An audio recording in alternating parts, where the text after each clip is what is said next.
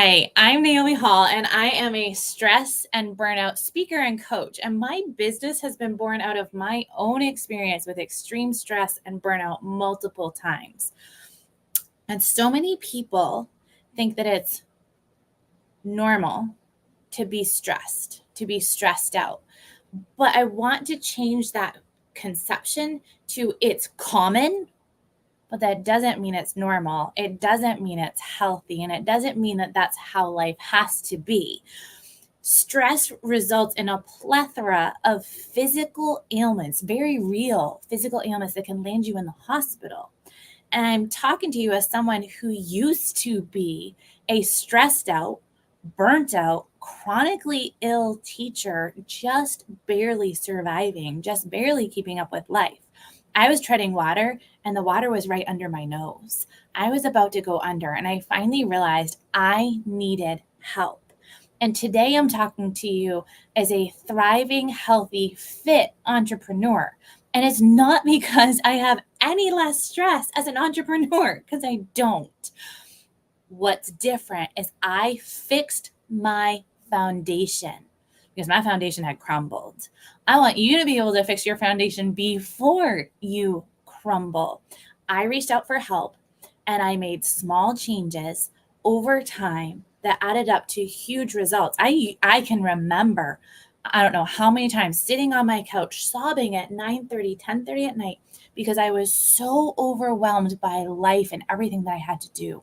And I can honestly tell you, I don't remember the last time that happened. And as I said, it's not because I don't have stress. It's because I've fixed my foundation. So I want you to think of maybe you've bought a house recently, or maybe you're looking at buying a house. And one of the things you have done when you buy a house is a inspection. And one of the things that is inspected is your foundation. And if there's a problem with the foundation, you're not going to buy that house unless it is fixed or money is taken off of the purchase price, because the foundation is so important to the structure and the stability of the structure. If there's a problem with the foundation, it'll be okay initially, but over time, that house is going to start to shift. The floors will warp. The doors won't open and close right. The windows, you'll struggle to open and close them. You'll start to see cracks in the sheetrock and plaster. You'll start to see the ceilings crumbling, and that building will crumble. You are like a house and you need to have a solid foundation. And if you don't have a solid foundation of basic healthy habits, you'll be okay for a little while. You'll do fine for a little bit, but eventually you are going to start to crack and crumble and burn out. And that's what happened to me.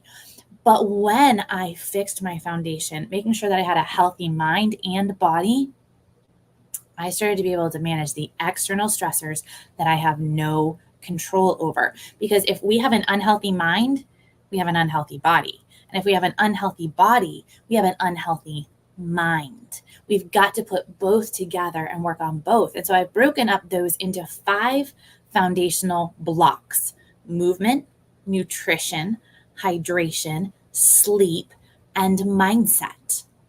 Now, let's talk about the foundation again. Those are 5 blocks of your foundation. But if we're talking about the foundation of a building, we want to fix the crack, not the entire foundation. If there's a crack, we're not going to tear up the entire foundation just to fix the crack. That would be really expensive. That would be time consuming when we can just fix the crack. But we as people start to January 1st, jump in feet first with everything and do a whole life overhaul. And by January 5th, 7th, 14th, we've fallen off and back into our old habits because we're working against our brain. Our brain likes habit. Our brain likes routine. It likes pattern. It doesn't like when we try to do a whole life overhaul all at once. And so that's why it's unsuccessful. And we want to make these small changes and fix your foundation now while it takes less time, less money, less effort. Because if you get to the point of burnout, that's when you have to fix the entire foundation. And that takes a lot of time, a lot of money, a lot of effort. And that's what I had to do. That's why I do what I do as a stress management coach, because I want to help people along the road faster than I did it. And I want to help them do it more effectively. So let's look at the 5 parts of your foundation that you need to work on. And you're probably going to look at me and go, Naomi, I know all those things. I know that I need to do those things. This isn't anything new. So my question to you is, are you doing them? Have you been successful? So let's look at the 5. The first one, movement. We know we should be getting 30 minutes of movement a day. And you know what? It doesn't have to be a workout. If you hate working out, if you hate sweating, that's fine. You don't have to do that. Find joyful ways to move your body. If you like to walk, hike, kayak, run, dance, do martial arts, play tennis, play pickleball, whatever it is that you find joyful, do it. And start small, because remember, we're going to work with our brain to create a small habit, and we're going to attach it to an existing habit, and we'll habit stack like James Clear talks about in Atomic Habits. So let's start really small. If you're not moving your body, let's go for a 5-minute walk while you eat your lunch. You've just habit stacked. Let's take a 5-minute walk right after supper. We've just habit stacked. And you now have 10 minutes of movement in your day. And gradually work yourself up to that 30 minutes. And then here's where it gets really cool, is if you do that 30 minutes first thing in the morning, it works as a super habit, and it gets you an extra hour of improved productivity and focus throughout your day. So do you see why it's so important to get your movement in? And it helps your endorphins, it helps your mood, it helps all of that. So start small, start with 5 minutes. Have a 5-minute dance party while your microwave is running, or you're cooking supper and you're waiting for the timer to go off. Start small. And then let's move to nutrition. We all know that we should be eating more veggies and more protein. But what we run into often is we start trying to eliminate all of the things from our diet, and then we start depriving ourselves, and then we binge and we fall off the wagon.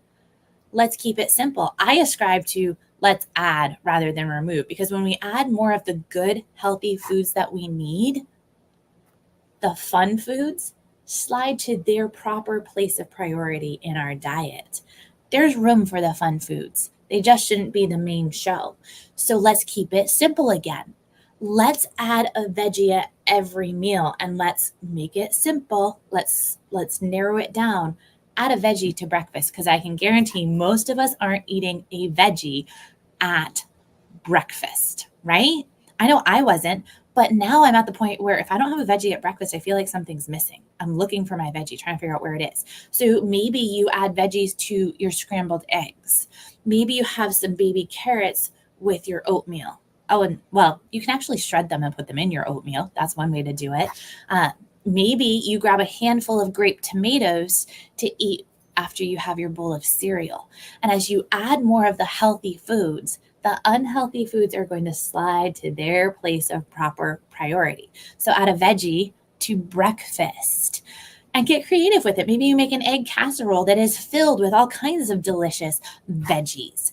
And then hydration. We know that we should be drinking about half of our body weight in ounces of water a day. So if you weigh 140 pounds, that would be 70 ounces of water a day, which can seem like a lot. So again, let's start small and tie it to a habit that already exists. A lot of us drink coffee in the morning. So why not put your water glass in front of your coffee pot, fill it up, and drink your glass of water while your coffee brews? You've just habit stacked, and you're working with your brain.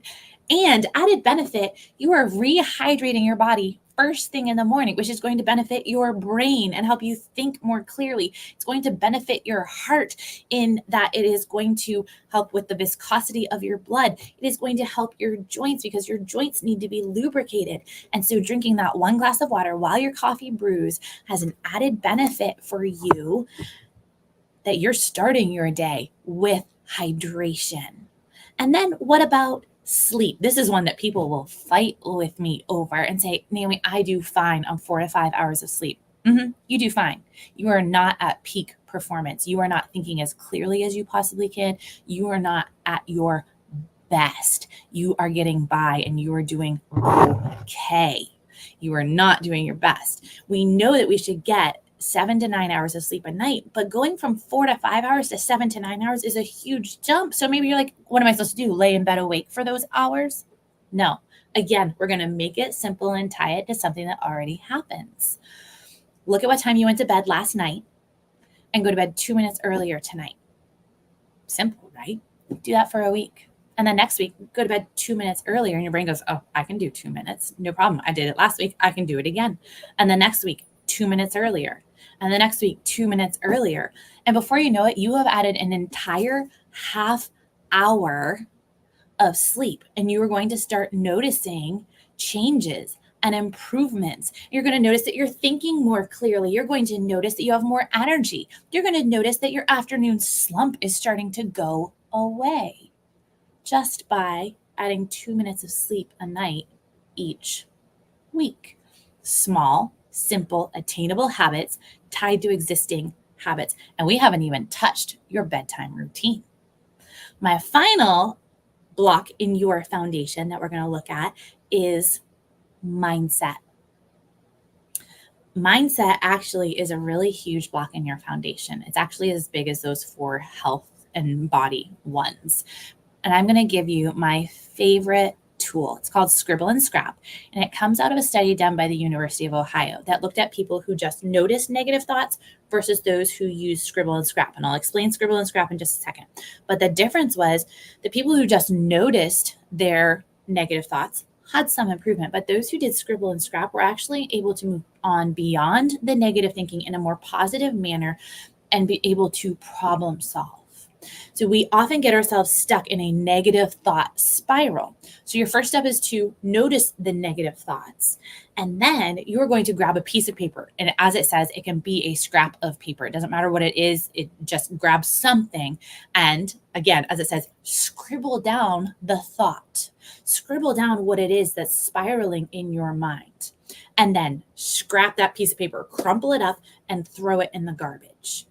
When you do that, the act of writing is so powerful for your brain because the thought that has been spiraling in your head now goes through your physical body as you write, you see it again, and you are able to free up your brain. It's actually called closing the loops because your brain no longer has to hold on to that thought. You've freed it. You've gotten it on paper.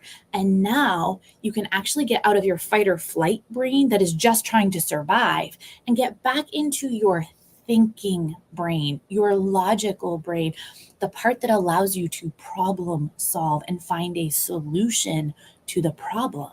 And so my challenge to you is to notice your negative thoughts and then scribble and scrap. I recommend this for all of my clients because negative thoughts can put us quickly into a spiral, a negative spiral, and one 5-minute event in our morning can ruin an entire day if we let it. So you're going to scribble and scrap. So we've got 5 foundational blocks that if we fix these, and you're probably thinking, Naomi, those are so simple. Like you haven't even really talked about stress.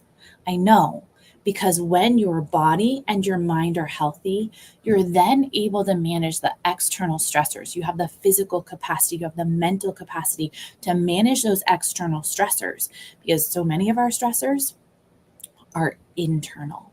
And so I want you to think about those 5 foundations and pick one of those blocks and one simple habit that you can tie to an existing habit and fix your foundation before you crumble. Thank you.